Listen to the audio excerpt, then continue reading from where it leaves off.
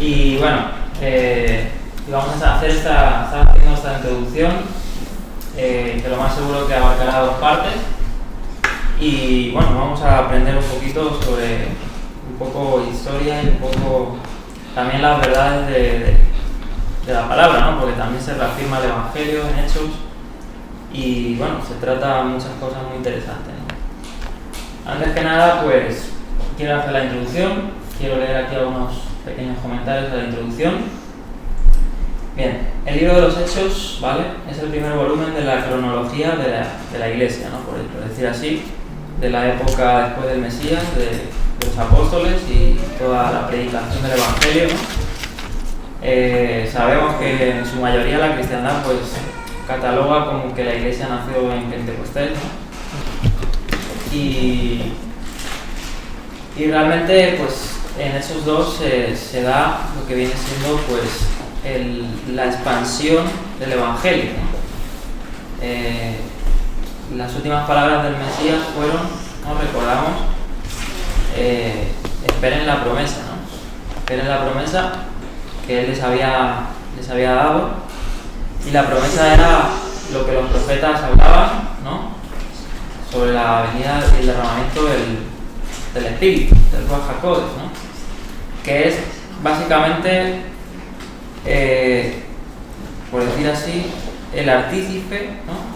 Que es el poder de Dios de todo lo que pasó, ¿no? De toda esa explosión que hubo en ese primer siglo y de todo lo que desencadenó, ¿no?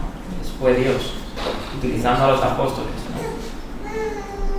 Entonces, documenta toda esta historia, ¿no? De esa explosiva propagación del Evangelio en el día de Shavuot, y abarca desde ese suceso hasta el encarcelamiento en Roma, ¿no? De su más grande misionero y de uno de los más grandes misioneros de la historia de la Iglesia, quien es el apóstol Pablo, ¿no? Todos estos 28 capítulos que tiene Hechos de los Apóstoles abarcan, según los académicos y según la cronología, unas 3 décadas, ¿vale? Unos más o menos 36 años, si no me equivoco, del 31 después de Cristo al 67 después de Cristo aproximadamente. La Iglesia pasó, o el grupo de creyentes en el Mesías, de ser un pequeño grupo de judíos, ¿no? A ser y abarcar a miles de docenas de congregaciones en todo el mundo conocido. Impresionante, ¿no? Como en apenas 3 décadas pues se propagó el Evangelio tanto así que cambió sociedades y cambió la historia, ¿no? Hay un antes y después de la presencia de Dios habitando en medio de nosotros. O sea, la presencia de Dios, el Ruach HaKodesh, marca el sello de todo creyente. Y así pasó con los apóstoles. Hechos describe cómo Dios, por medio de su Ruach HaKodesh, supervisa, controla y permite la expansión de la Iglesia. En realidad el libro podría llamarse, yo lo titulé así, ¿no? Porque realmente el libro de los Hechos no tenía un título, eso es lo que hay que mencionar. Lucas, se dice que fue su autor, no le puso un título al libro. Fueron pues por decir así, los seguidores, ¿no? Los discípulos de los discípulos, quienes comenzaron a llamarle Hechos, ¿no? Hechos de los apóstoles. Pero en sí Lucas, que es el artífice o el que recogió todos estos sucesos, no le denominó de ninguna forma. Entonces, podríamos ponerle un título personal, en vez de llamarle los Hechos de los Apóstoles, yo le denominaba los Hechos del poder de su Espíritu de Santidad a través de los Apóstoles, ¿no? Porque es el poder de Dios a través de ellos quien hace todo este movimiento, ¿no? Todo este cumplimiento de la promesa, que al fin y al cabo es, como dice el profeta Isaías, ¿no? Que el conocimiento del Eterno cubra toda la tierra, ¿no? Y ese es el cumplimiento de la promesa, que a través del Ruach HaKodesh pues se cumplan las profecías. Bien.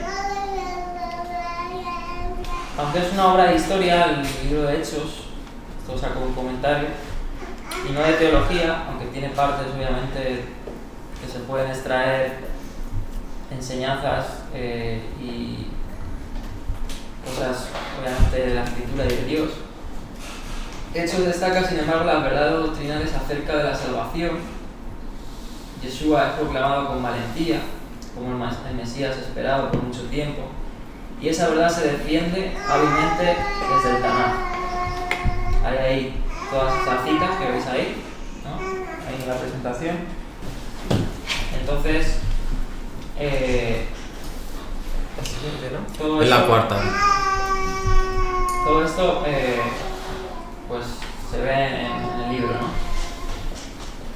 Dice, Donald Guthrie resume de manera acertada el significado teológico de este libro y dice así: la importancia del libro de Hechos está en su preservación de los principales temas doctrinales presentados en la predicación apostólica, aunque no haya evidencia de un intento de desarrollar una teología sistematizada.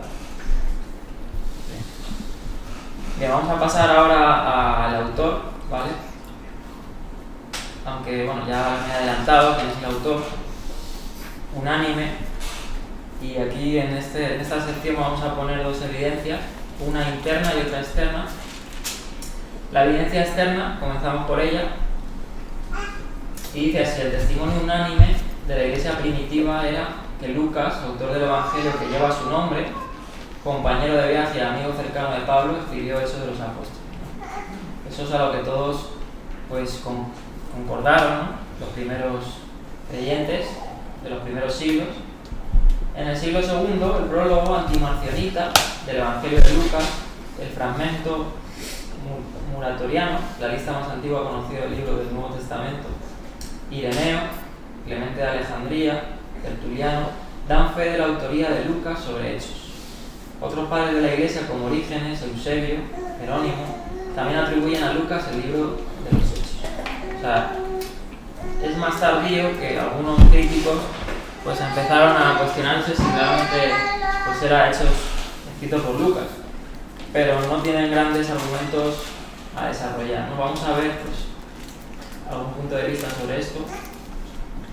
Como he dicho antes, Lucas nunca le puso un título. Fue más o menos aproximadamente al año 150 después de Cristo que los creyentes empezaron a llamar el libro de Lucas Hechos de los Apóstoles. Probablemente los creyentes pues, le pusieron ese título porque Hechos de los Apóstoles comienza a hablar de los apóstoles en el versículo 13, ¿no? Empieza a hablar de ellos, pero a medida que avanzamos en la lectura de Hechos nos damos cuenta que a muchos de ellos no se les vuelve a nombrar. Y es cierto, cuando uno estudia Hechos de los Apóstoles, por decir así, se centra en dos figuras. En el apóstol Pedro, ¿no? Y luego en el apóstol Pablo. Son las dos figuras prominentes de Hechos de los Apóstoles, y solo los demás apóstoles apenas se les menciona y a algunos ni se les nombra más. Entonces, pues realmente son las figuras principales de este libro, ¿no? Figuras que Dios utiliza para reafirmar la verdad y para testimonio nuestro, ¿no? Del capítulo 1 al 12 se enfoca en Pedro, y del capítulo 13 al 28 se enfoca en Pablo, ¿no? Entonces, pero como he dicho, básicamente se enfoca más en lo que Dios hace a través de ellos, ¿no? Eso yo creo que queda recalcado. Luego vamos a pasar a la evidencia externa de los padres de la Iglesia. Bueno, a destacar que este libro obviamente siempre se tuvo, no fue tampoco de los más discutidos en el canon, ¿no? El canon pues fue un proceso que se fue dando, ¿no? Se fueron incluyendo y se fueron reafirmando ciertos libros del Nuevo Testamento según pasó el tiempo, ¿vale? Esto es algo que sería bueno estudiar, pero que a la vez es complejo, ¿no? Hubo ataques en contra de algunos libros, hay que decirlo, ¿no? Todos, alguna vez seguramente hayan oído hablar de algunos personajes que atacaron ciertos libros de las Escrituras, como fueron Marción, ¿no? Marción fue un gnóstico, una persona que que tenía algunas ideas diferentes de ciertas cosas del Nuevo Testamento. Igual fue una persona que atacó el Dios del Antiguo Testamento y bueno, hizo su propio canon, ¿no? Sí, que los libros creo que solo creía en un libro del Nuevo Testamento 2 y la manera quitaba cosas, cambiaba, colgaba. Sí, se lo editó como él quería con sus extras, ¿sabes lo que me quiero decir? Entonces, de hecho, vamos, este nombre va a cobrar un poco de sentido ahora que voy a mencionar, porque en algunos escritos antimarcionitas se menciona y sale el nombre de Lucas, ¿vale? Que voy a estar comentando. Vamos a pasar a la evidencia interna, ¿vale? Que es la del propio libro, la que nos dice el libro sobre su autor, ¿vale? La evidencia interna de la autoría de Lucas es igualmente impresionante, aparte de la externa, que ya hemos dicho que todos los primeros creyentes a lo largo del primer siglo, del segundo, del tercero, estaban unánimemente pues, de acuerdo de que fue Lucas el que escribió Hechos. Y vamos a pasar a la interna. El mismo libro pues, tiene evidencias internas de que Lucas es su autor y es muy contundente, dado que pues Lucas fue uno de los compañeros de viaje de Pablo, ¿no? Eso lo sabemos por Hechos, por el mismo escrito de Hechos, ¿no? Y también por algunas cartas de Pablo, que Pablo saluda a Lucas, ¿no? Y le incluye en sus viajes, le incluye en sus salutaciones.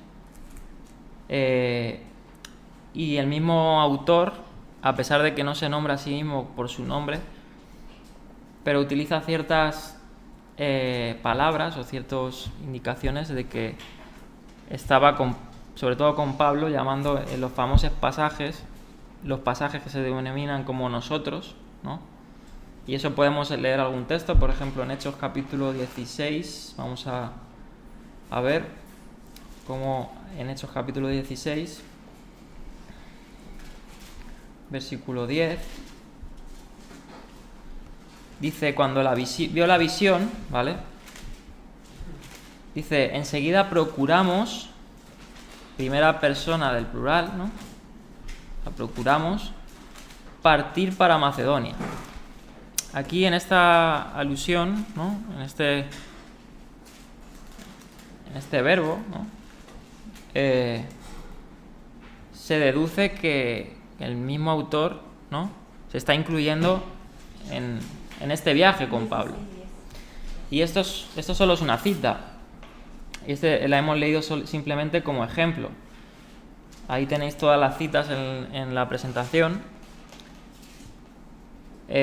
Tenemos pasajes similares de nosotros, incluyéndose Lucas con Pablo en los viajes, en el capítulo 20, versículo 5, en el 21, versículo 18, en el capítulo 27, versículo 1, en el capítulo 28, versículo 16.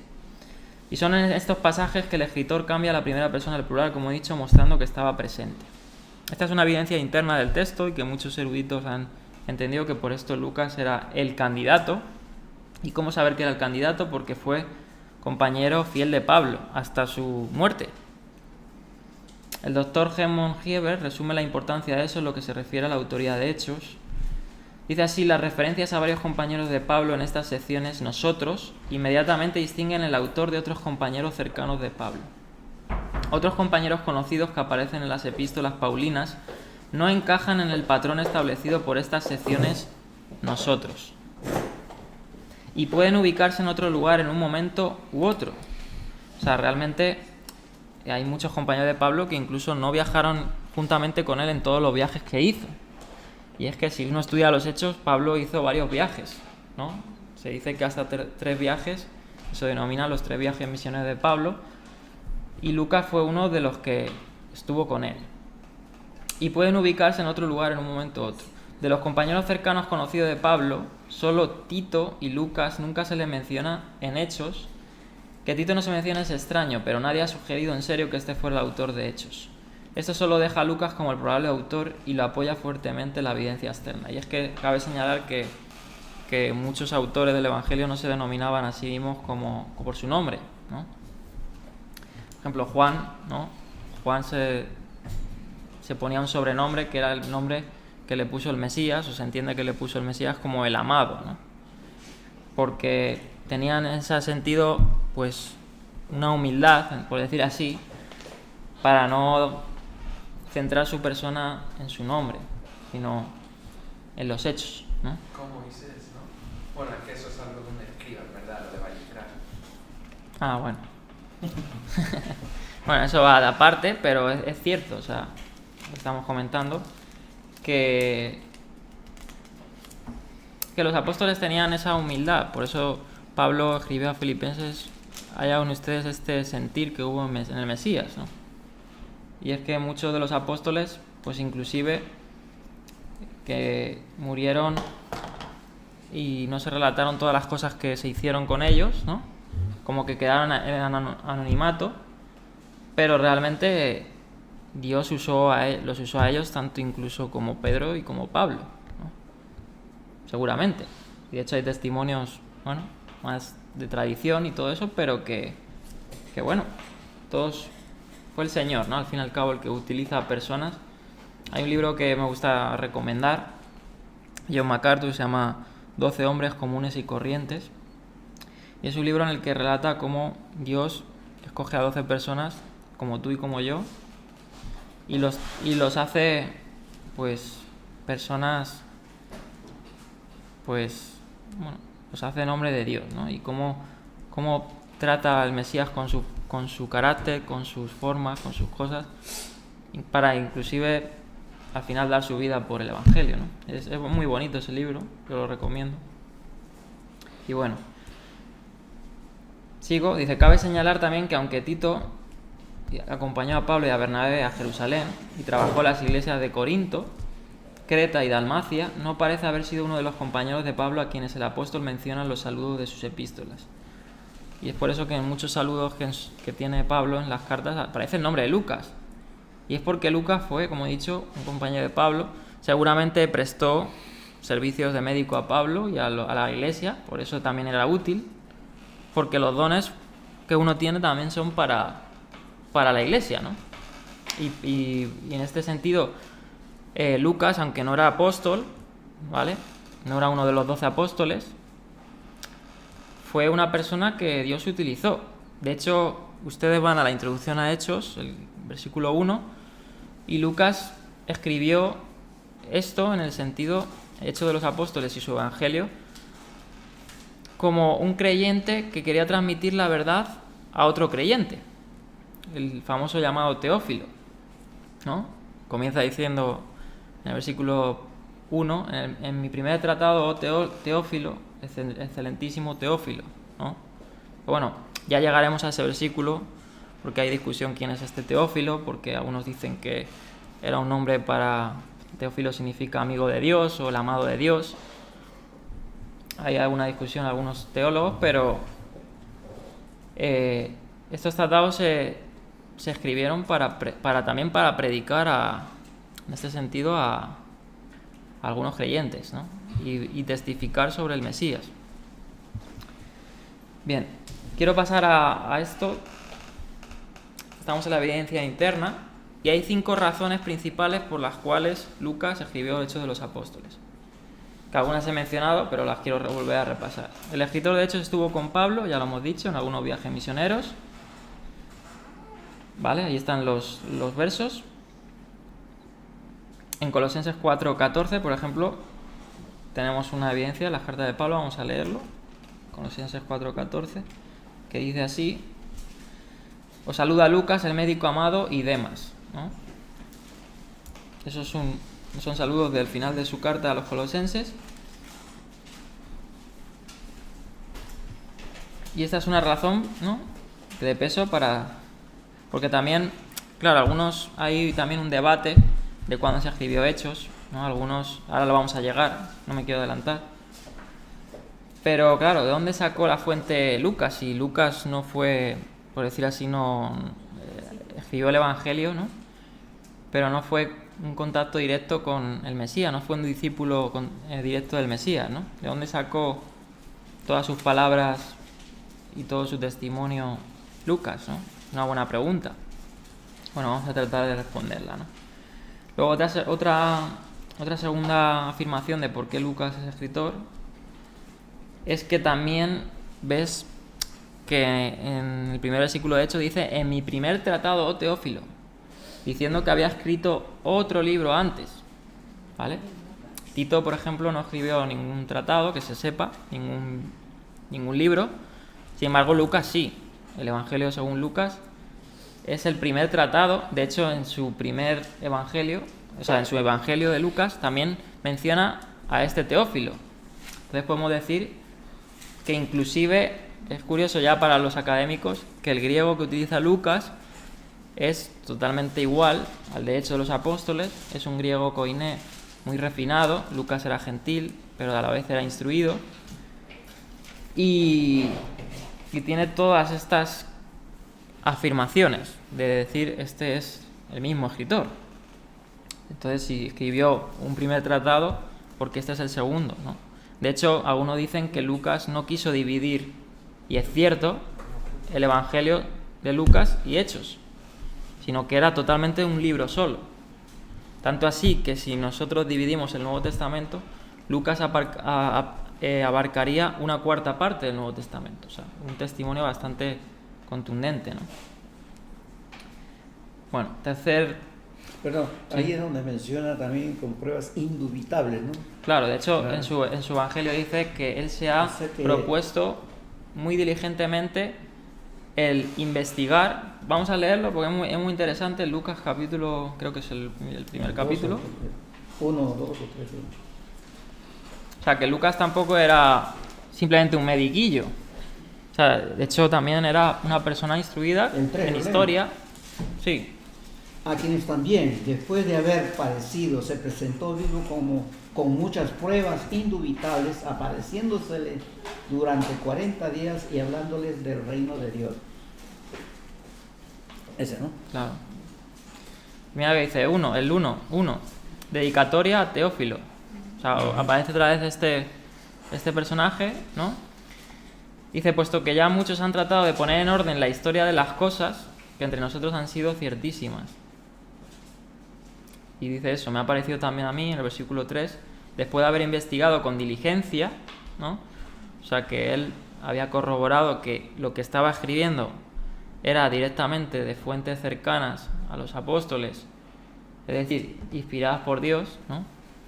Por eso que yo creo que Lucas, a pesar de que fue un discípulo del Mesías, no fue apóstol, pero sin embargo fue inspirado por el Ruach HaKodesh para escribir, porque Dios, al igual que a Bezalel, ¿no? a estos hombres les dio capacidad y sabiduría para las cosas del tabernáculo. Yo creo que a Lucas también Dios le instruyó, ¿no? Y le dio pues las formas para que pueda escribir fielmente las palabras y los hechos del Mesías y de los apóstoles. Bueno, entonces pasamos a la tercera razón, porque sí que ya creemos que es Lucas. Ya hemos dicho, el primero pues estuvo con Pablo en sus viajes. El segundo aparece que escribió un primer tratado, entonces se entiende que este es el segundo, ¿no? El tercero, el escritor del Evangelio Lucas no era un apóstol, como he dicho. Lo sabemos porque en Lucas 1, del 1 al 3, dice que ya habían tratado de poner en orden lo que estaba escribiendo, lo que acabamos de leer. Él no fue testigo presencial. Del mismo modo, no hay nada en Hechos que indique que su escritor fue apóstol. Lucas se ajusta a esta descripción. Esto se añade a la evidencia de que él fue el escritor de Lucas y Hechos. Bien. Cuarta razón, desde los comienzos de la Iglesia, o de la propagación de los discípulos del Mesías, hasta el presente, los creyentes han aceptado a Lucas como el autor. Ya lo hemos dicho, esa evidencia externa. Y por último, Lucas y Hechos se presentan del mismo modo, muy curioso. Ahora vamos a ver una tabla de ese lenguaje y ese orden de los dos tratados, que son prácticamente calcados. Lo vamos a ver en esta figura a continuación. Mientras las estudia, note la forma similar en que el autor presenta Lucas y Hechos. Lucas compara el ministerio de Cristo con el ministerio del cuerpo de Cristo, es decir, la Iglesia. Vamos a ver la tabla. Ahí. Es esta, ¿vale? Y tiene totalmente una similitud muy interesante los primeros versículos habla de los saludos a Teófilo, tanto en Hechos como en Lucas. Los primeros capítulos hablan de los primeros años del Mesías y los primeros años del cuerpo del Mesías, muy curioso. Después nos habla de la unción del Mesías y también de la unción del Ruach HaKodesh en los creyentes.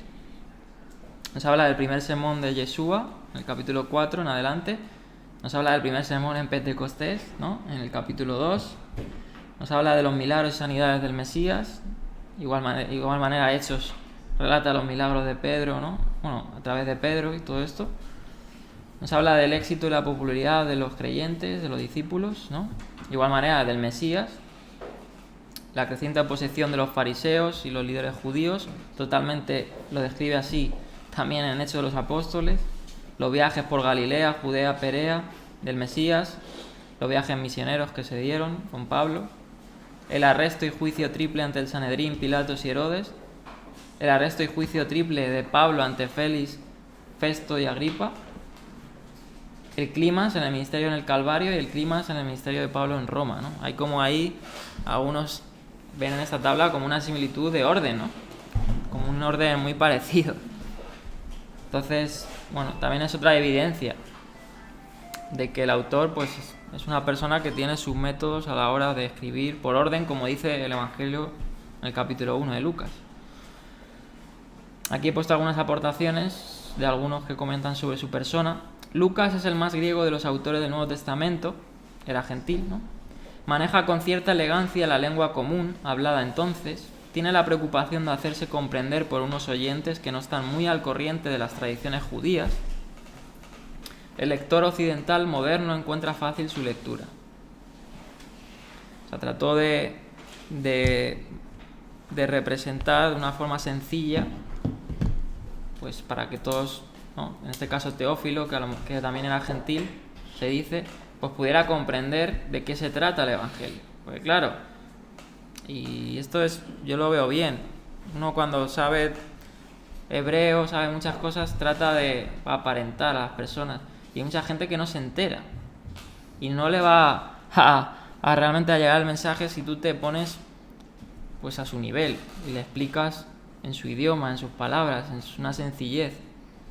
El Evangelio no se trata solo de palabras persuasivas, sino de la verdad de Dios reflejada con una sencillez y de la manera que la gente pueda también comprenderlo. Obviamente lo vemos en Pablo. Pablo predicaba el Evangelio de una manera sencilla a los sencillos y de una manera pues académica a los académicos. Porque hay que tener esa madurez, ¿no? Y Lucas, en ese sentido, como su público en ese sentido directo son personas que no conocen pues la Biblia o en este sentido a Dios o las tradiciones hebreas, pues trata de ser lo más sencillo y explicar de una manera sencilla. En todas las épocas se ha insistido en la delicadeza de Lucas. Aquí, bueno, una curiosidad de poetas como Dante lo han presentado como el evangelista de la mansedumbre de Cristo. Pintores como Rembrandt han encontrado en la fuente de su evangelio la fecunda inspiración, relatos como el hijo pródigo, que son muy característicos de Lucas, o los discípulos de camino a Emaús, ¿no? Están en la memoria de todos. Y en el correr de los siglos todos los movimientos de renovación religiosa, comenzando por los órdenes religiosas, han buscado modelos en la descripción de la primera comunidad de Jerusalén, de Hechos de los Apóstoles. Bueno, vamos a pasar a la fecha y la cronología, ¿vale? Y aquí es donde ya empezaremos a ver más historia y más cosas para un poco de introducción. No sé cómo vamos de tiempo. 25. Las 5 y 5. 5 y 5. Bueno, vamos a seguir. Ya vemos ahí donde... Bueno, no sé si se está entendiendo, si hay alguna pregunta. Son cosas sencillas, simplemente... Obviamente a la hora al estudiar un libro tenemos que saber quién lo escribió, si puede ser la fecha, para situarnos, pues obviamente a los tiempos y un poco la idea, claro. Bien, la fecha y la cronología. Hechos registra la primera vez que Pablo estuvo en prisión en Roma, alrededor de los años 60. ¿Sí? En cuanto a la cuestión de la dedicatoria, en tanto en en Hechos y en Lucas, ¿no es más lógico pensar que realmente Teófilos sea al grupo de amigos y quienes quieren escuchar Ahí el libro? sí, ahí llegaremos. Yo no lo quiero tocar ahora, lo quiero tocar cuando venga el versículo, porque hay una discusión, he dicho, o sea, Teófilo, algunos comentaristas dicen que es todo creyente, puesto que Teófilo significa en griego hijo de Dios o amado de Dios, y puede ser todo creyente. Sin embargo, hay algunos que dicen que este Teófilo era una persona que existió, ¿no? Claro. Para que le diera subvención o algo. Claro, lo veremos, no quiero enfocarme en eso, simplemente lo veremos en el primer versículo cuando lleguemos y lo tocaremos. Porque hay diferentes pensamientos, ¿no? Obviamente vamos a dar los dos puntos de vista y uno se quedará con el que crea que es mejor. Y eso pasa así con la teología. Claro. Yo, por ejemplo, voy a dar una opinión luego de la crítica textual, mía propia, de lo que no soy erudito, pero lo que yo he podido entender. Y puede que alguno no esté de acuerdo o no. Por ejemplo, este autor no está de acuerdo conmigo porque este autor es evangélico y tiene sus ideas, pero hay otros autores que sí, como Nestle Aland o otros. Entonces, bueno, eso lo iremos, cada uno se irá cogiendo las interpretaciones que cree verdaderas, ¿no? Así pasa. Que muchas veces, pues así hay tantas denominaciones, pero es lo que hay, no hay otras cosas, ¿no? Bueno, fecha y cronología. Hechos registra la primera vez que Pablo estuvo en prisión en Roma alrededor de los años 60 y 63 después de Cristo, por lo cual debió ser escrito después de este acontecimiento. Así dicen algunos teólogos. El incendio de Roma sucedió en el año 64 después de Cristo. Y ahora voy a dar las dos corrientes, porque también en la fecha hay dos corrientes. Los que piensan que fue antes de la destrucción del templo, que escribió Lucas el Evangelio. A mí me convence por los argumentos que voy a exponer, pero puede ser que me equivoque y puede ser que no, porque según se dice, Marcos, que fue de los primeros que escribió, ¿no? Por allá, por el 65, por ahí, no sé si estoy bien, si alguno sabe el dato exacto que lo aporte, pues obviamente tiene sentido que Lucas escribiera después de Marcos. Y ahora vamos a darle los dos argumentos, los dos puntos de vista y decantarnos, pero los argumentos que se dan de la fecha temprana de escribir Lucas el Evangelio, o en este caso Hechos, tienen peso y son para analizar. Y estos son: el incendio de Roma sucedió en el año 64, ¿no? Eso está totalmente corroborado por los historiadores, ¿no? Roma se incendió en el año 64. Allá, las causas que fueron es discutido igual. O sea, algunos dicen que fue Nerón a propósito porque quería reconstruir Roma. Otros dicen que hay muchas indicaciones. Igual que luego vamos a ver cuando entremos a Nerón, porque vamos a analizar cada personaje. Por eso digo, esta introducción se va a abarcar un poquito. Entonces, no tiene sentido a lo mejor, o puede que sí tenga sentido, pero tenga sus explicaciones de por qué Lucas no indicó. Pues claro, ¿qué pasó? Que cuando se incendió Roma, todos saben, lo recogen Dion Casio, Tácito, los historiadores romanos, de que pues Nerón, de hecho aquí veis en la cronología a Nerón, y ahí como primera persecución cristiana, porque ahí se dio la primera persecución masiva a los cristianos, porque Nerón acusó a los cristianos de haber incendiado Roma, ¿no? Entonces, claro, uno puede pensar, bueno, Lucas no recogió este suceso que se dio en Roma, una de dos, o porque lo escribió antes de eso, ¿no? O por qué, ¿no? Es un buen argumento. Hay más, obviamente, ¿no? Tampoco Lucas menciona la destrucción del templo, que es curioso. Un acontecimiento tan importante para el mundo judío, hebreo, no fue registrado en un libro como es histórico, como son Hechos, ¿no? También es un argumento de peso para decir que, bueno, que Lucas puede que haya escrito antes de ese suceso. Por eso pensamos que Hechos fue escrito antes de este gran evento, ¿no? Así dice este comentarista, y de momento yo me decanto por esto, puede que me equivoque. La mayoría de maestros de la Biblia piensan que Lucas escribió Hechos alrededor del año 63 después de Cristo, que se calcula que ese fue el año en que, pues que, bueno, y además lo dice Hechos, que encarcelaron a Pablo, ¿no? Y Pablo estuvo en Roma, si no me equivoco, más o menos 2 años predicando, dice Hechos de los Apóstoles, y con un cierto favoritismo o cierto permiso, por llamarlo así, de Roma. Pablo, por decir así, andaba en sus anchas predicando el Evangelio en Roma. Y claro, uno se puede pensar, ¿cómo pasó esos 2 años, ¿no? Yo lo he pensado. ¿Y cómo cambió Nerón su... Claro, porque por eso ahí entra la historia. Cómo Nerón cambió el chip totalmente y cargarla contra los cristianos, ¿no? Eso es una buena pregunta. Porque Nerón ya estaba en los tiempos de Pablo, era el emperador romano. Ahí vemos en la cronología, pues Nerón, ¿no? Ya llevaba un tiempo y Pablo pues estaba ahí, en Roma.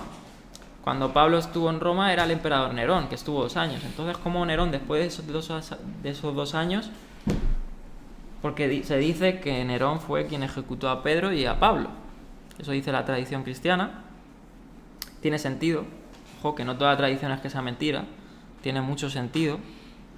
Entonces, claro, ¿qué le cambió el chip a Nerón para perseguir a los cristianos? Claro, cuando tú te vas a la vida de Nerón y te vas justo a esos años en los que enloqueció, te das cuenta que hubo un proceso en Nerón, que llegaremos a resumirlo un poquito, que bueno, algunos habrán escuchado algunas cosas, ¿no? Pero es muy interesante. Por eso digo que esto a la hora de estudiar es muy interesante.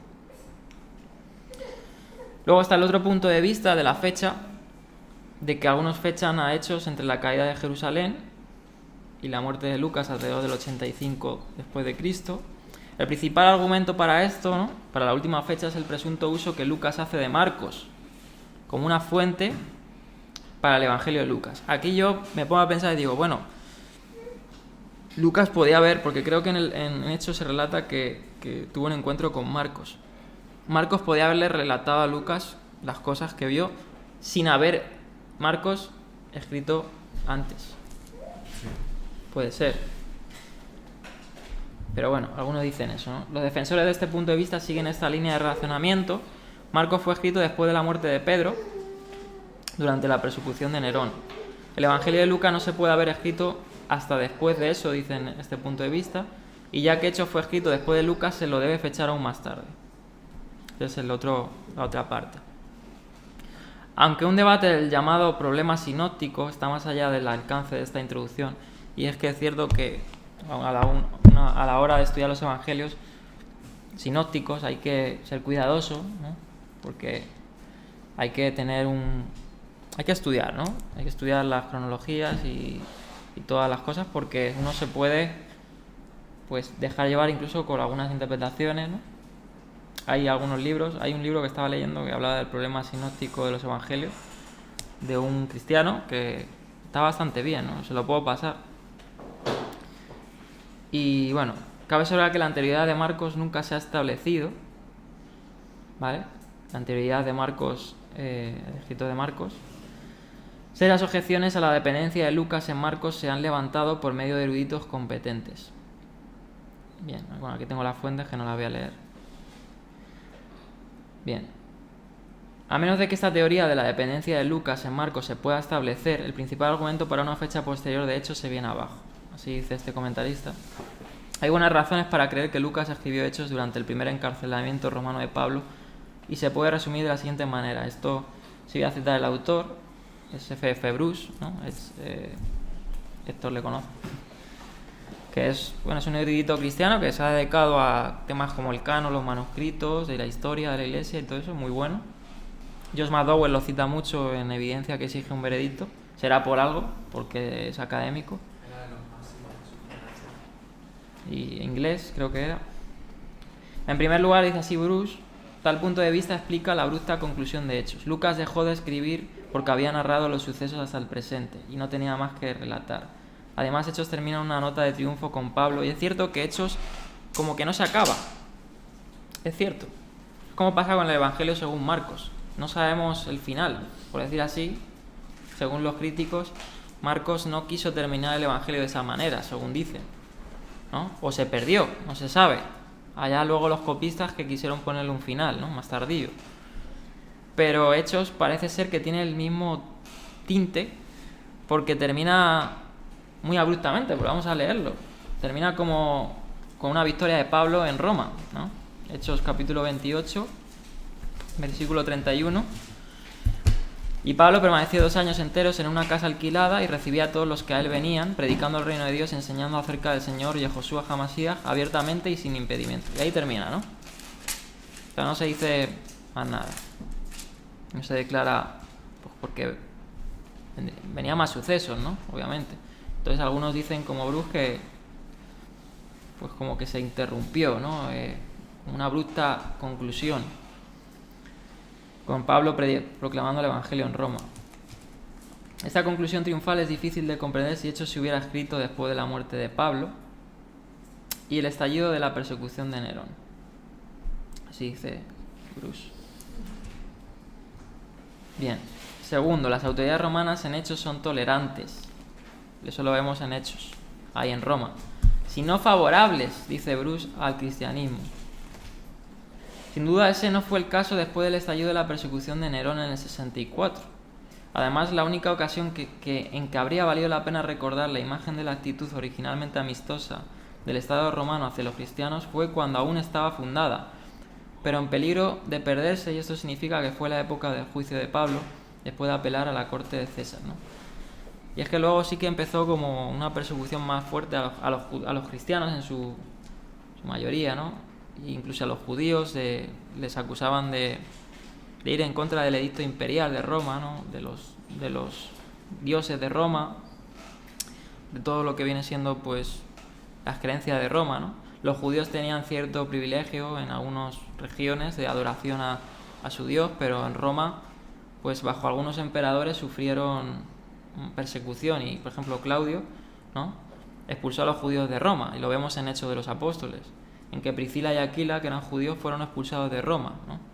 Entonces, todo esto tiene una historia y bueno, en el sentido de que Pablo termina en Hechos de los Apóstoles teniendo un favoritismo por la parte de las autoridades romanas. De hecho, Pablo ganó a muchos romanos y parte de la guardia pretoriana, es muy curioso, que era la guardia del César, especial.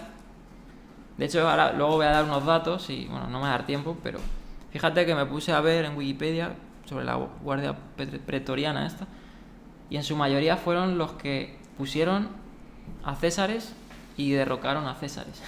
La guardia pretoriana. Y la guardia pretoriana era la guardia del César, pero sin embargo eran como una especie de, puedo decir así, aparte, ¿no? Como decir, una jerarquía aparte. Como un segundo concilio de este que tenían. Sí. Ahí también, que ellos también mandaban, ¿no? Por ejemplo, llegaremos a Calígula, que fue de los más locos césares. A Calígula lo mataron su guardia pretoriana, lo envenenaron, ya lo veremos. Y ya ves tú, Calígula, comparado a otros césares, pues no duró unos pocos años como emperador y césar de Roma. Entonces, pues ahí tengo una lista de eso, ¿no? Y es curioso que Pablo, en su naufragio, ¿no? que los de la guardia pretoriana le escoltaban, ¿no? porque algunos judíos querían matarle, curioso, pues gana a muchos de ellos, curioso, ¿no? Entonces tenía un favoritismo, pues la causa de Cristo a las autoridades romanas, cosa que abruptamente cambió en el 64, apenas un año después. ¿Por qué, no? Eso trataremos también de explicarlo un poquito, entendiendo un poco la figura de Nerón, ¿no? Y bueno, es muy interesante. Bien, Hechos no menciona la caída de Jerusalén, como he dicho. El silencio de Lucas sería desconcertante si ese acontecimiento trascendental ya hubiera ocurrido. Especialmente desde aquí en su evangelio centra más atención en Jerusalén que sus compañeros sinópticos. Bien. De igual modo, deja de mencionar el martirio de Santiago. Es curioso. Se relata el martirio de Jacobo, y es que no sé si alguno... Y también esto es de estudiar, porque claro, a la hora de estudiar los apóstoles, uno se confunde quién es Jacobo, el considerado hermano del Señor, ¿no? que relata Gálatas, que relatan también el Evangelio, con el otro Jacobo. Es más, incluso algunos comentaristas dicen que había 3 Jacobos, entonces se confunden. Está Jacobo, hijo de Zebedeo, y Jacobo, hijo de Alfeo. Y uno se llama Jacobo el mayor y otro Jacobo el menor.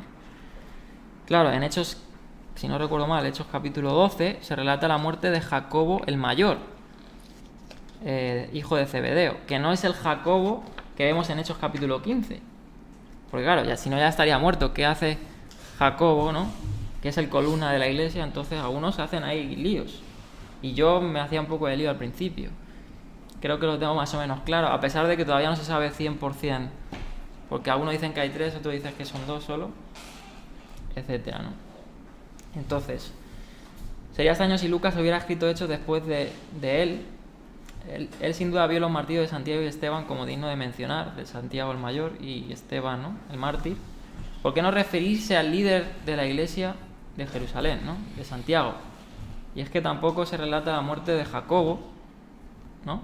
De Jacobo, el columna de Jerusalén. No se relata nada, cosa que fue muy importante, la muerte de Jacobo, que se denomina Jacobo Hasadik en hebreo, Jacobo el justo. Esa es la que me dijiste a mí un día. ¿Cómo murió ese? Sí, bueno, eso lo dice Eusebio de Cesarea. Eusebio de Cesarea dice que Jacobo, el medio hermano del Señor, que también podía ser primo, no tenía por qué ser hermano, le tiraron de la cúspide del templo, no murió y le aporrearon, ¿no? Los judíos. Eso dice la tradición.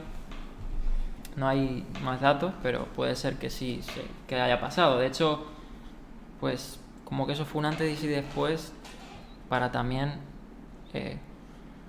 pues esa ruptura, ¿no? entre los seguidores del Mesías y el pueblo judío.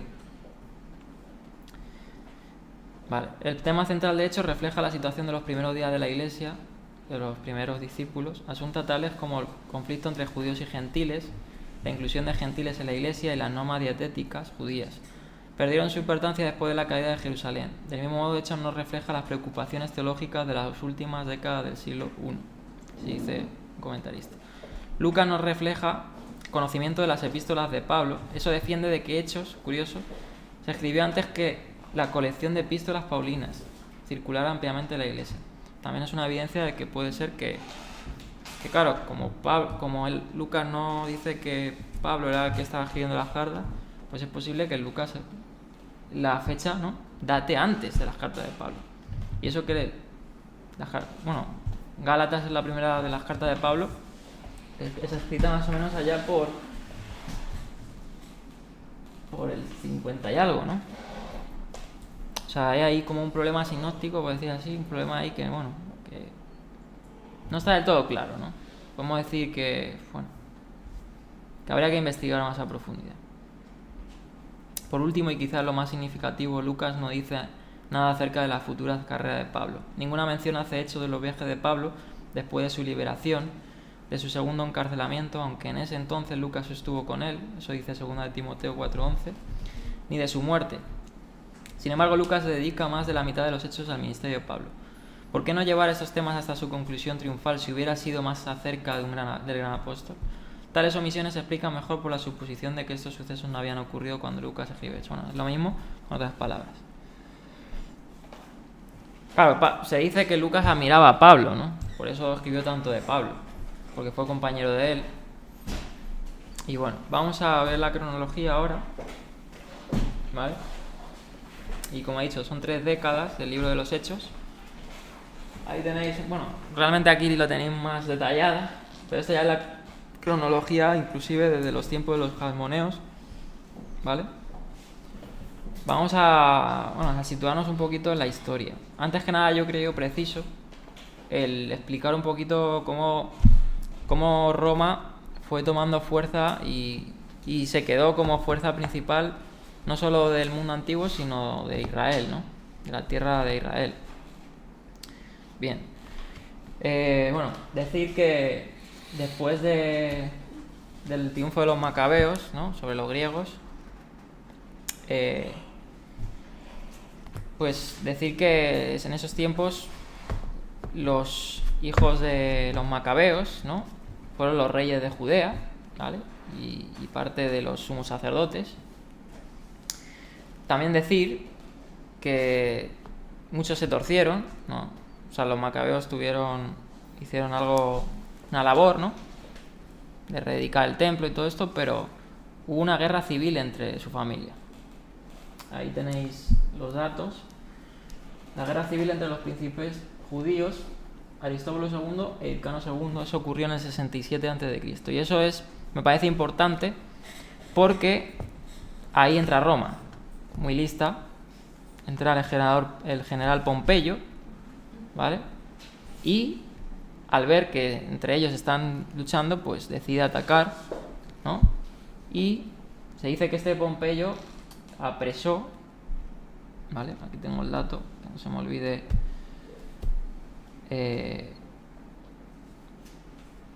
Apresó a ver, ¿dónde lo tengo? Es que no me quiero equivocar en los nombres.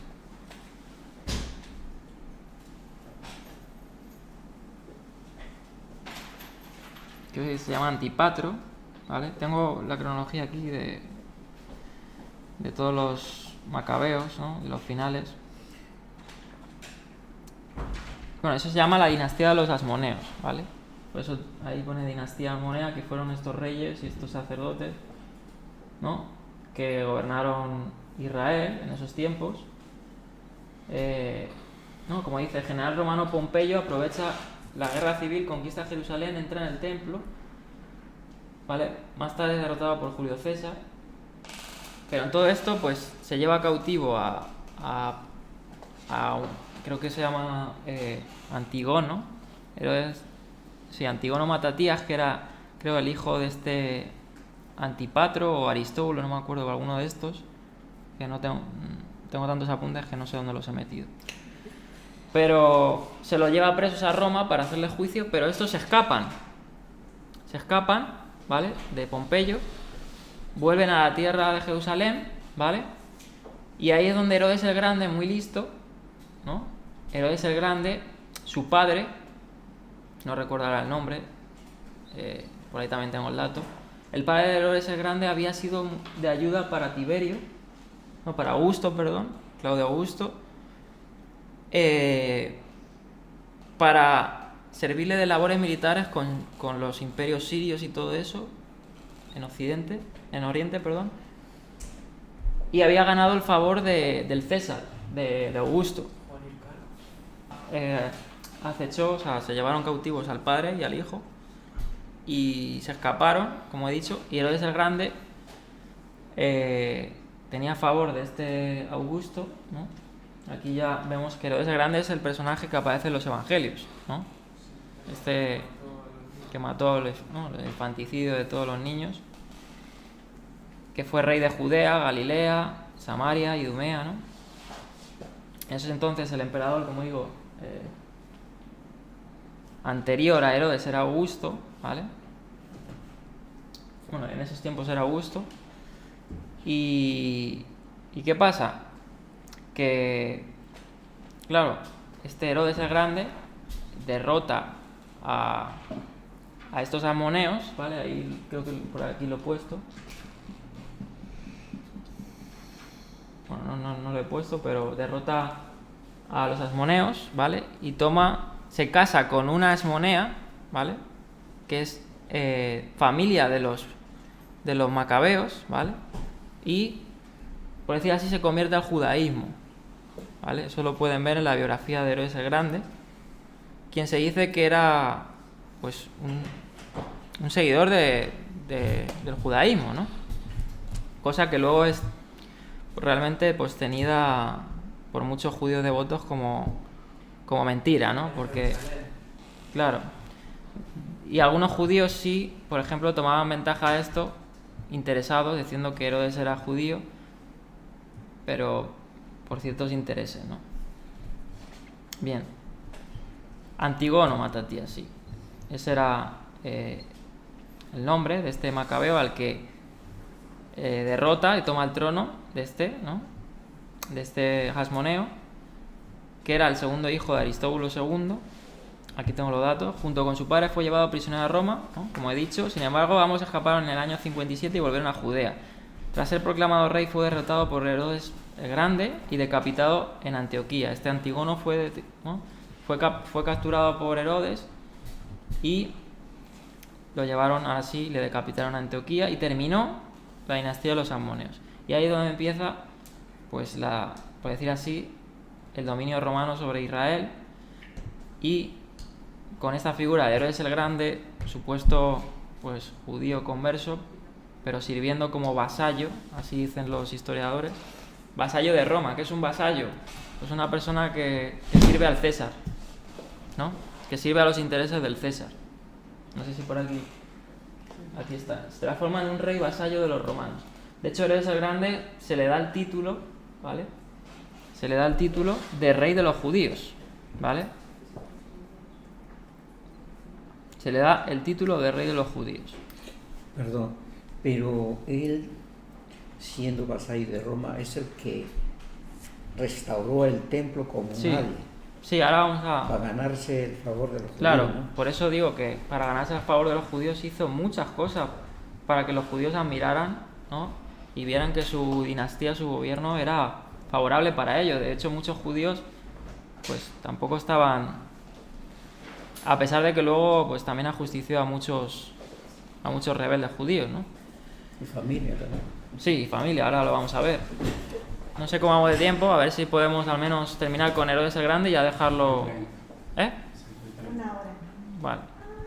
Vamos a seguir con esta figura de Herodes el Grande, que es muy interesante. No sé si hay alguna pregunta. Esto es como... pues entró Roma, o sea, Herodes el Grande fue un vasallo, ¿vale? Un vasallo para Roma. Se le dio el título rey de los judíos, que luego su nieto, Herodes Agripa I, se le volvió a dar el rey de los judíos, ¿vale? Y bueno, llegaremos a esa figura que también es importante porque aparece en Hechos de los Apóstoles, por eso es que también es interesante tenerlo. Entonces, los hasmoneos terminan, ¿vale? Dejan de ser como principales reyes sobre Judea, sobre la religión, y Herodes el Grande toma control de todas estas zonas, ¿no? Entonces, como ha dicho bien Jorge, construye, ¿no?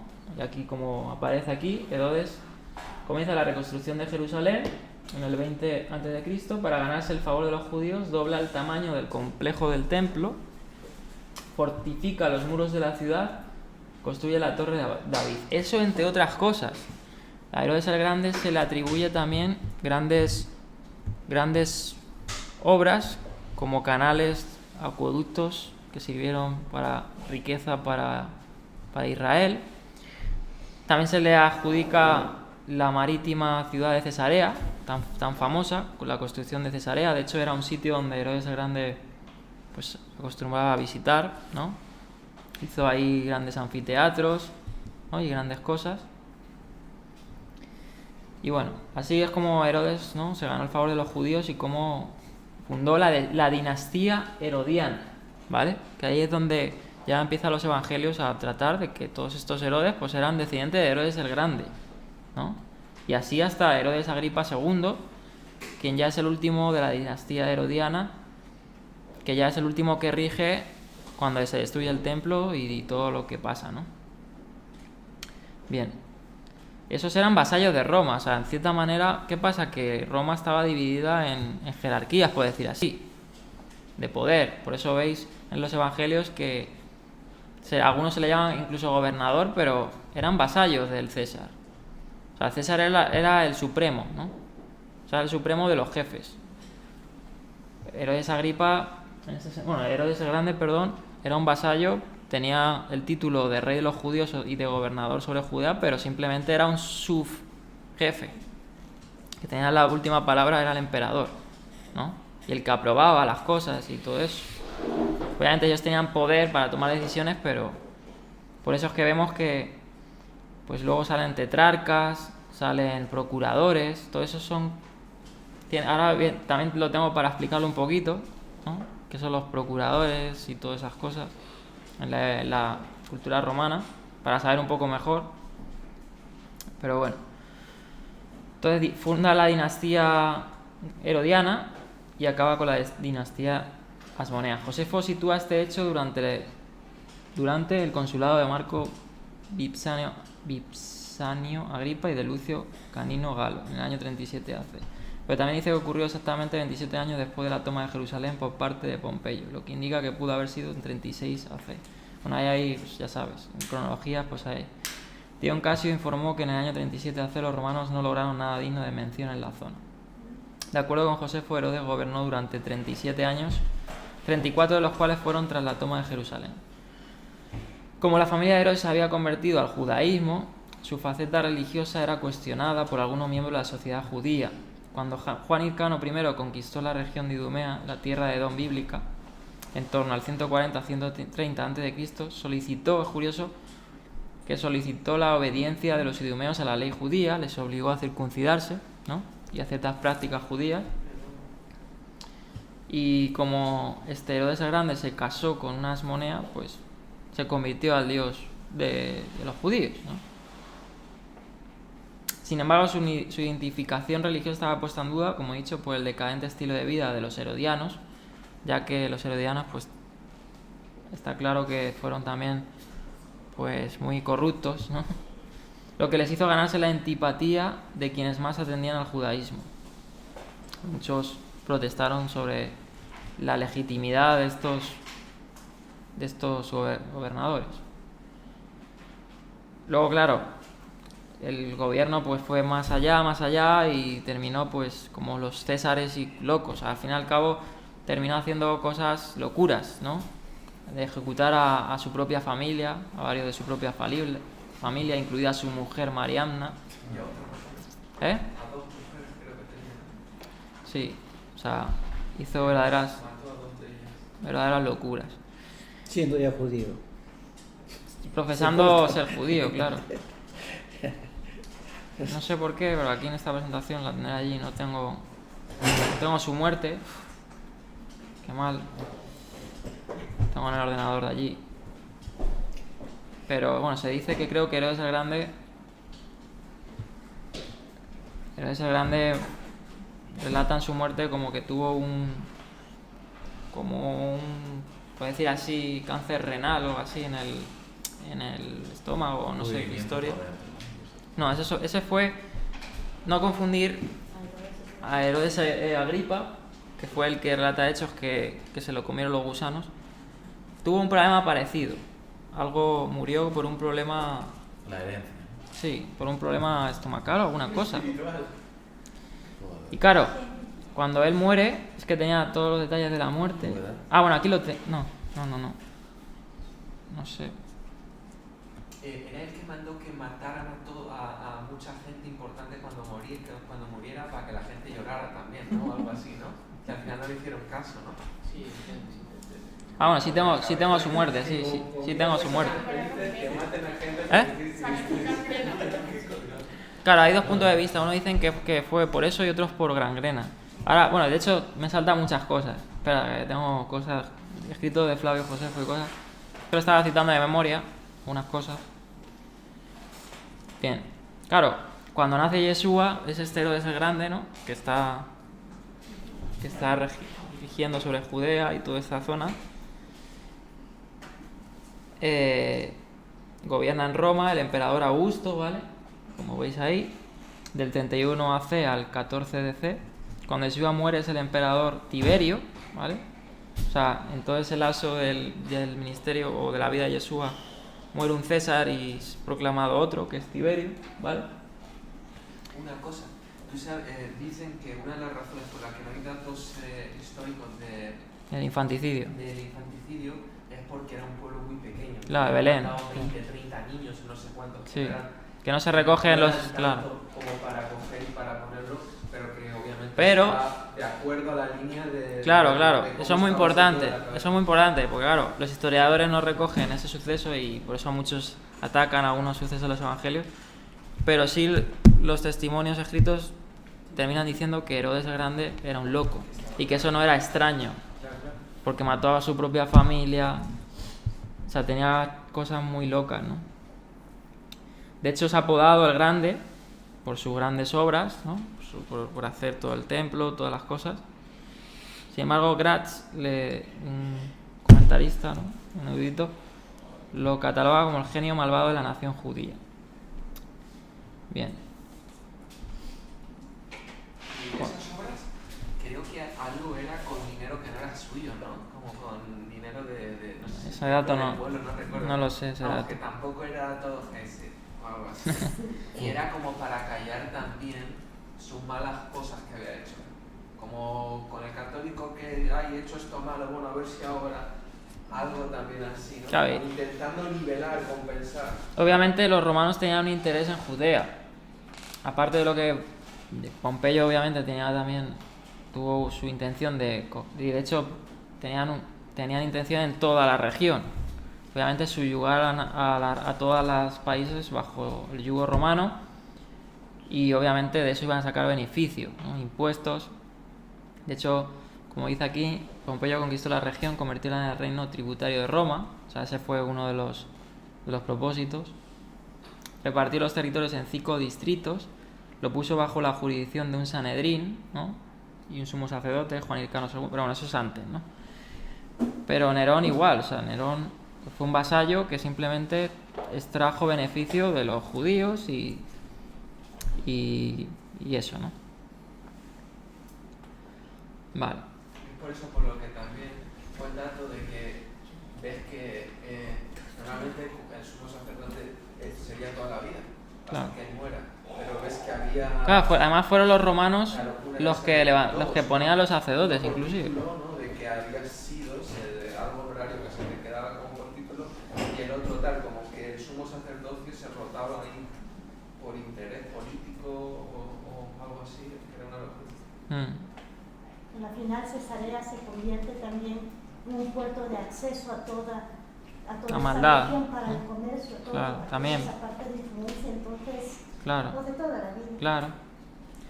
Bueno, la vida de Herodes de Herodes el Grande se divide en 3 periodos: sus primeros años de desarrollo, los de esplendor, ¿no? De todas las cosas que hace, todas estas cosas que hemos hablado, y lo de decadencia, es como va de menos, ¿no? A más. Lo de decadencia pues son pues que termina, y es curioso que sus últimos años fue los que el Evangelio habla de que trata de matar a los recién nacidos, que se cumplen las palabras del profeta Jeremías, según dice el Evangelio, ¿no? Y esa fue su decadencia y posiblemente fue su causa de su muerte, ¿no? Que Dios castigue. Pecado, pero te vuelves loco. Hasta tu sombra te persigue hasta tu sombra.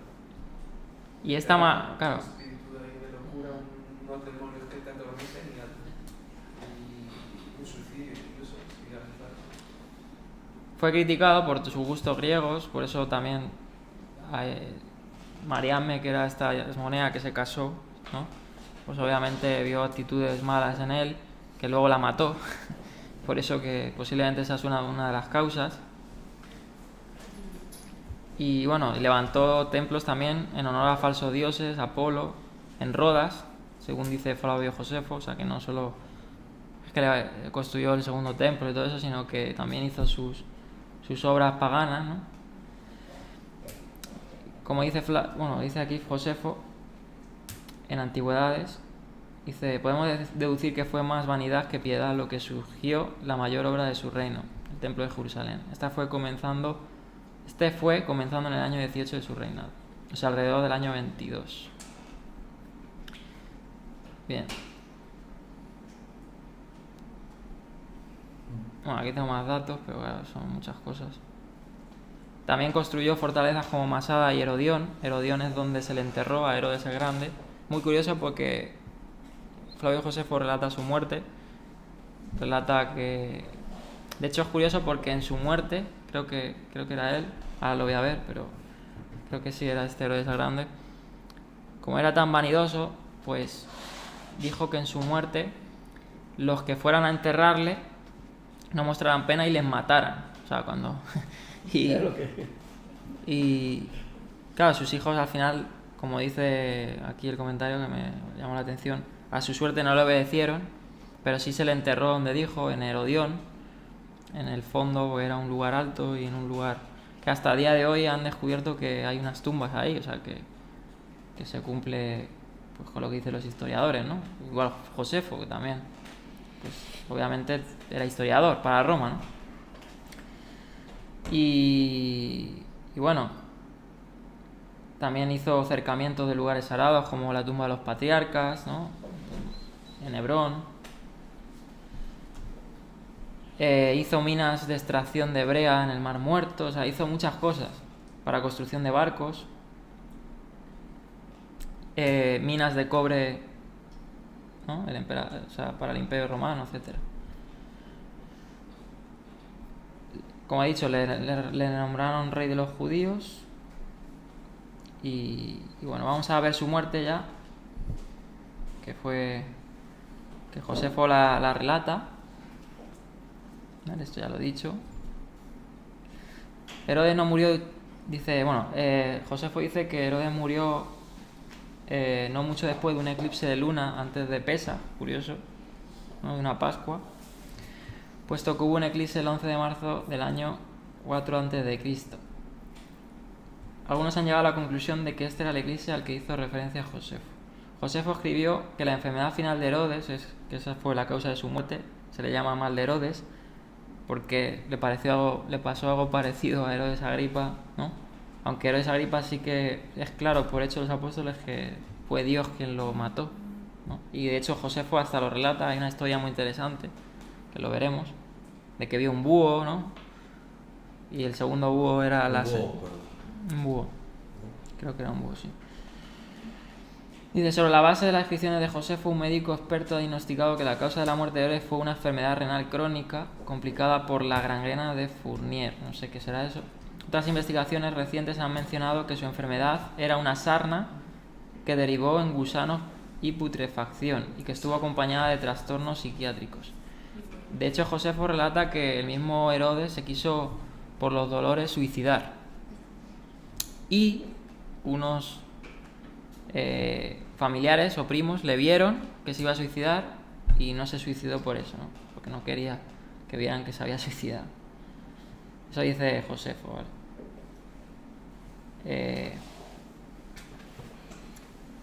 De hecho, bueno, hay algunos cuadros de eso, de ese supuesto intento fallido de Herodes de suicidarse, como la obra Ordo Raskelis. Bueno,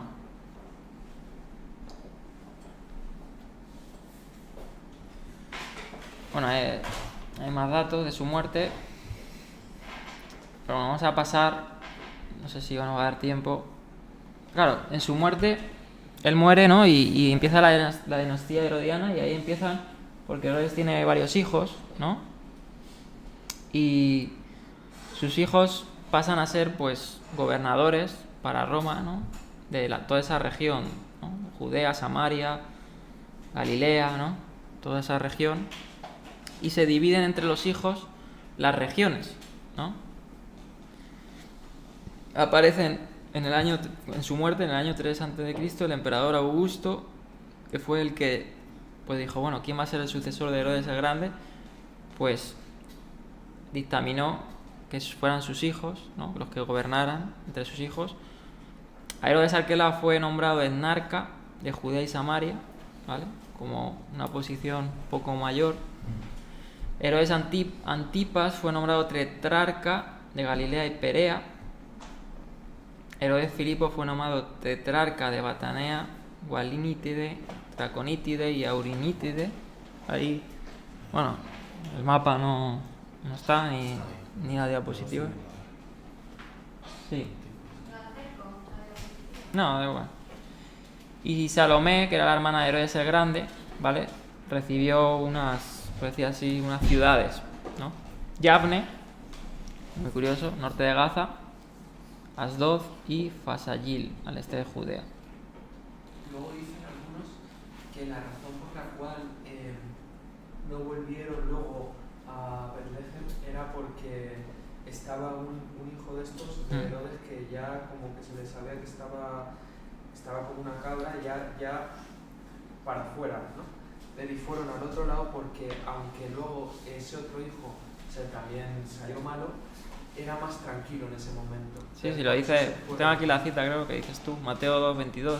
Claro, que primero fueron ahí porque ese era más tranquilo. Dice, pero oyendo que Arquelao reinaba en Judea en lugar de Herodes su padre, tuvo temor de ir allá, pero avisando por relación en sueños se fue a la región de Galilea. No sé si será ese... Y luego lo de que dicen del año 31 o 30, esto que hay gente que creo que es un error, o sea, no está mal intentar mirar los tiempos, pero intentar decir, va a venir el tal, va a venir el Mesías. ¿Cuántas han fallado? Así de gente falla. Y es imposible que si tú quieres decir que son 2000 años desde la muerte del Mesías, no cuadra, porque él nació antes del 4 antes de Cristo. Se murió alrededor del Fabio tiene ahí apuntes de la NASA. Entonces al 30-31 no puede ser. Sería...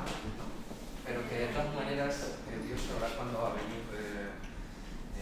Bueno, sabemos que la venida del Mesías, pues por muchos cálculos que se den, al fin y al cabo, pues, vendrá como ladrón en la noche. No está mal, tampoco analizar. No, claro. Pero sin decir fecha, yo creo. Claro. Bueno, voy a ver si... ¿Qué significa tetrarca? Dice Estela. Bueno, tetra viene de 4, ¿no? De 3, por decir así, gobernadores. Sí, tetrarca viene de 4. Y es que, pues en realidad eran 4, como he dicho. Herodes, Arquelao, Antipas, Filipo y Salomé. O sea, eran, por decir, 4 personas que estaban al cargo de todas estas regiones. De estos Herodes se mencionan varios en los evangelios, en Mateo 14:1. Ya hemos leído el 2:22 de Arquelao, ¿no? Que reinaba en Judea. Y en Mateo 14:1 dice: en aquel tiempo Herodes el tetrarca oyó la fama de Yeshua. O sea, aquí también se está relatando sobre este Herodes, sobre otro Herodes, que dicen que era Herodes Antipas, ¿no? Que reinó sobre Galilea, ¿no?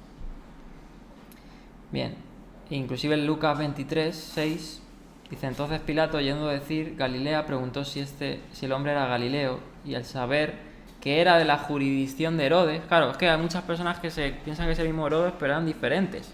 Por eso que era dinastía herodiana, porque eran muchos Herodes, ¿no? Que en aquellos días también estaban en Jerusalén. De hecho, luego pues aparece más tarde con Juan el Bautista, ¿no? Herodes también, ¿no? Y creo que era Herodes Antipas, si no me equivoco, que se casó con la mujer de su hermano Herodes Filipo, quien era su hermano. Entonces, claro, hay muchos que se equivocan, y es que habían varios Herodes.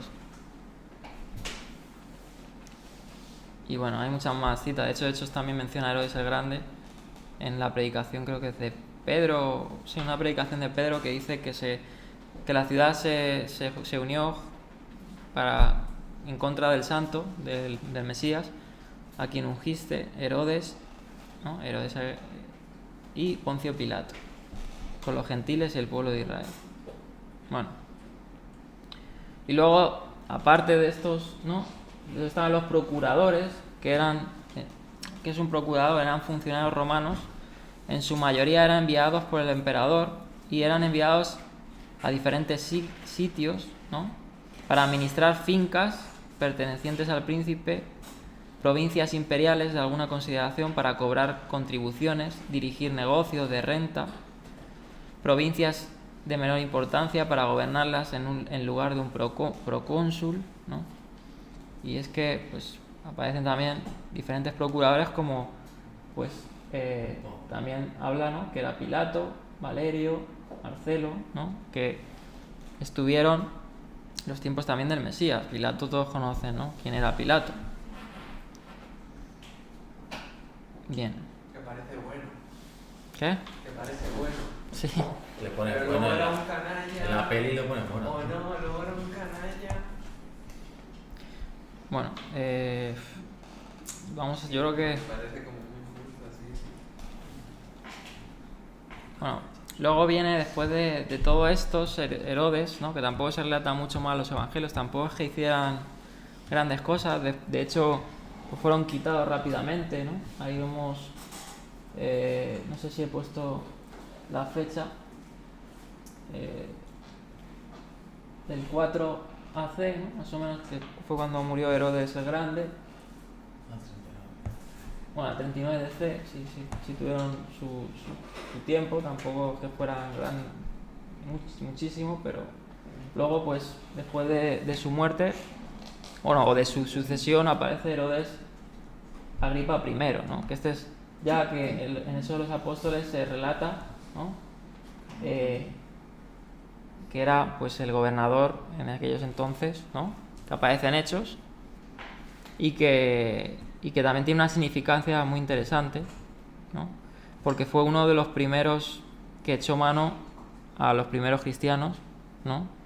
Y martirizó a Esteban, a Jacobo, dice Hechos de los Apóstoles que mató a espada, o sea que mató este Herodes Agripa a Santiago el Mayor, quien fue el primero de los apóstoles mártir. No confundir con el primer mártir que fue Esteban, pero fue el primero de los apóstoles que murió como mártir a espada de Herodes Agripa, ¿vale? Que era nieto de Herodes el Grande, ¿vale? Bien. Antes de Y en eso... que Pablo le predicara, era él, ¿no? No, ¿Cuál era? porque este murió, según Hechos de los Apóstoles, es el que murió comido por los gusanos. Ah, vale, entonces era otro. Era... El siguiente. Claro, era... bueno, Herodes Agripa II reinó sobre... Porque este fue el que fue muy joven, si no mal recuerdo, que tenía 17 años, cuando Claudio, el que era Claudio era Agripa I. Pero Agripa II fue el que también tuvo ese encuentro con Pablo en el que dijo Herodes Agripa II, por poco me persuade de ser cristiano. Ese fue Agripa II, quien no gobernaba indistintamente en Jerusalén, pero sí lo hacía, por decir así, a distancia. De hecho, era joven, porque dicen que cuando murió Agripa I, claro, el emperador Claudio, porque claro, tenemos que mencionar a Calígula, ahí sí que es interesante, pero el emperador Claudio, pues, le parecía que era muy pronto poner como sucesor de Agripa I a su hijo Agripa II, y le dio una ciudad de Grecia, ¿no? Tengo por ahí el dato, no sé si Acaya, creo que era Acaya, o no me acuerdo, alguna ciudad por ahí, ¿no? Pero sí, más tarde le puso como gobernador de Judea, quien, claro, cuando tiene la disputa Pablo en Hechos de los Apóstoles, claro, al verse peligrar su vida, ¿no? En su tercer viaje, en su viaje a Jerusalén, acude ante Festo, ¿no? Quien es procurador, ¿no? Porque también se levantan luego procuradores, que todo tiene, por eso he puesto esta cronología, ¿no? Se levantan los procuradores Félix, Festo y Floro, y Pablo se presenta delante de Festo, ¿no? En Hechos, por ahí lo he puesto, Hechos 25 creo que es, ¿sí? Y apela a César, ¿no? Pero le llevan ante Agripa II, le predica el Evangelio Pablo a Agripa II, que esa es la famosa frase, por poco me persuade, ¿no?, de ser cristiano. Y bueno, la verdad que hay bastantes datos. Vamos a terminar con Calígula y Claudio, porque claro, en toda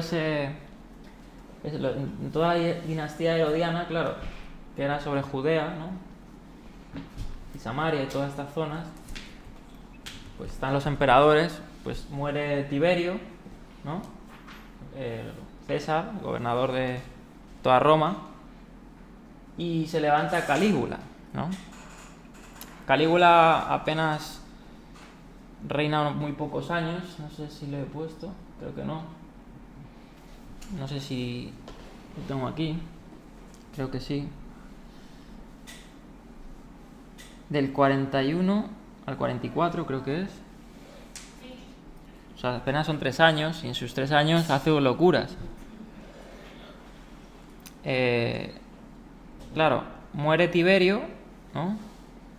Y su sucesor se queda su gran amigo Agripa Calígula, ¿no? Y fue nombrado gobernador de los territorios de Batanea, Traconítide. Allí se encontraban cuando, tras el asesinato del demente Calígula, un emperador romano muy demente declaró a sí mismo como una deidad, ¿no? Que es este Calígula. Ese es el que se disfrazaba, ¿no? Se refería a sí mismo como un dios. Sí, se disfrazaba de Júpiter, de dioses así. Imagina, con una... de dioses. Estaba totalmente demente, hizo cosas muy locas que incluso los propios romanos le cuestionaron. O sea, incluso los historiadores hablan de su demencia y de su locura. Y obligó al Senado y al pueblo a rendirle culto a él en vida. Dice, no tengo ni idea, la verdad. No sé. Quería darle también un nombramiento, algo así, a un caballo, alguna cosa. Puede ser, seguramente. Sí que era como, venga, vamos a tirar de la mitología. Yo os digo que soy, claro, a eso se le fue ya. Claro. Filón de Alejandría, por ejemplo, y Seneca el joven describen al emperador como un demente irascible, caprichoso, derrochador, enfermo sexual. Según Josefo, las acciones del emperador desencadenaron una serie de conspiraciones en su contra, que es por eso que aquí fue quien mató a Calígula fue la propia guardia pretoriana, ¿no? Seguramente por su forma de conducirse, ¿no? Y fue planeado por 3 hombres, soldados, ¿no? De esta guardia pretoriana. Y después de matarle, de envenenarle, creo que le envenenaron, pues nombraron a Claudio, ¿no? A Claudio, quien era primo, creo que era primo de Calígula, si no recuerdo mal, quien era cojo y medio tuerto. Y lo hicieron la guardia pretoriana, lo hicieron para manipularle. Le pusieron de emperador como para influenciar sobre él y que no les pasara lo de Calígula o no, que pudieran manejarle. Y bueno, y ahí se levanta Claudio, ¿no? Este emperador, quien pues es curioso que es el sucesor, ¿no? Claudio de Nerón, el antecesor, quien vamos a ver que también hay, porque relato un poco sobre este Claudio, porque cómo llegó al poder Nerón, pues fue a través de la madre de Nerón, y es por eso que Nerón tuvo una infancia, pues obviamente en Roma había mucho desenfreno, muchas cosas, mucha locura. La madre de Nerón se llamaba Agripina, ¿no? Quien fue quien envenenó a Claudio para dejar paso a Nerón como el César, ¿no? Eran familiares, ¿no? Algo así, creo, ¿no? Sí, creo que sí. Y simplemente ahí es donde aparece este personaje Nerón, ¿no? Porque es que quien era hijo adoptivo de Claudio, o sea, no es que era familiar, era su hijo adoptivo, según este dato.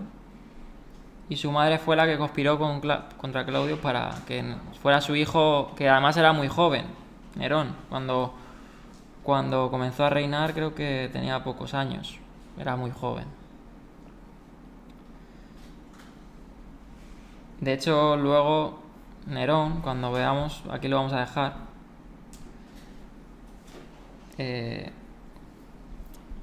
pues Nerón mata a su madre Agripina por el consejo de su esposa. Bueno, eso ya lo veremos. Pero todo... ya ves. Parece el padrino. Pero para que veáis todo lo que engloba, ¿no? Las cosas estas. Y claro, Nerón fue una persona que influyó mucho en ese sentido en la persecución, ¿no? Como he dicho, de los cristianos y cómo se lleva a dar todo eso, ¿no? Lo vamos a dejar aquí con la muerte de Claudio, ¿no? Y Y luego ya veremos un poco sobre la muerte de Agripa I, ¿no? Que es este que hemos hablado, ¿no? Que fue nieto de Herodes el Grande, quien en Hechos de los Apóstoles habla que murió por un ataque, de un ángel, ¿no? Que le puso, según el testimonio de Hechos de los Apóstoles, un castigo de Dios, porque se declaró, por decir así, como una deidad también, ¿no? Este Herodes Agripa I, quien también se le denominó rey de los judíos. Quiero recordar. Tuvo ese título igual que su abuelo. Bueno.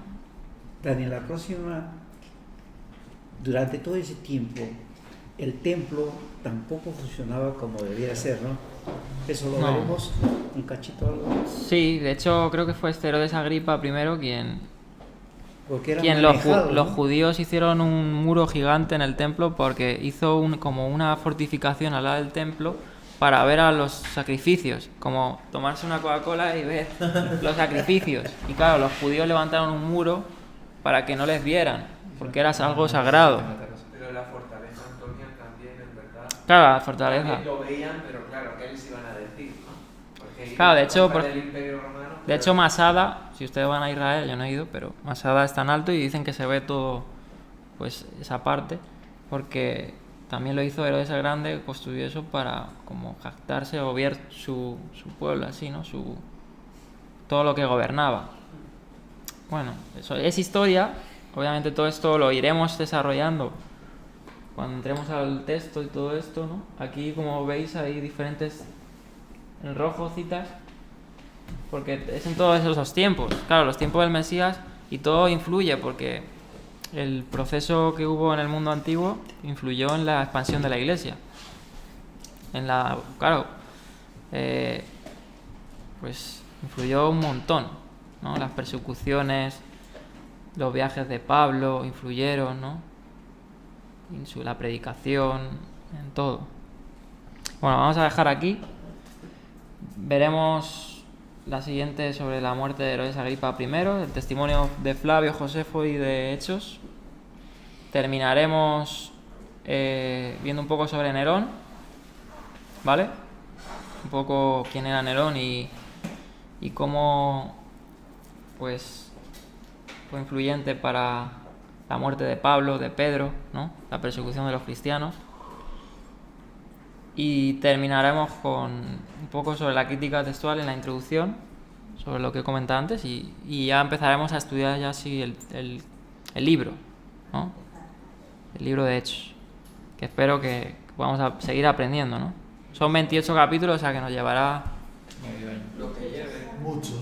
7 Si las meses. introducciones luego sirven mucho, aunque 7, sea 8 grabando meses. algo para luego Un año, yo entender creo. los textos. Bueno, por ejemplo, el capítulo 2, o sea, si tú ves lo que hace Pedro, ¿no? Pedro, cuando predica el Evangelio, predica la revelación de la promesa en Pentecostés, pues eso nos va a llevar a muchas escrituras del Tanaj y de estar viendo pues que todo eso se cumplió, ¿no?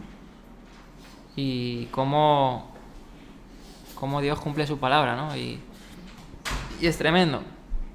Bueno, lo dejamos aquí en esta primera parte y bueno, nos vemos el próximo sábado. No sé si hay alguna pregunta, alguna cosa que alguien quiera aportar, algún dato. Sí, bueno, vamos a despedirnos de los hermanos. Shabbat Shalom, hermanos. Nos vemos próximamente. Shavuot Tov.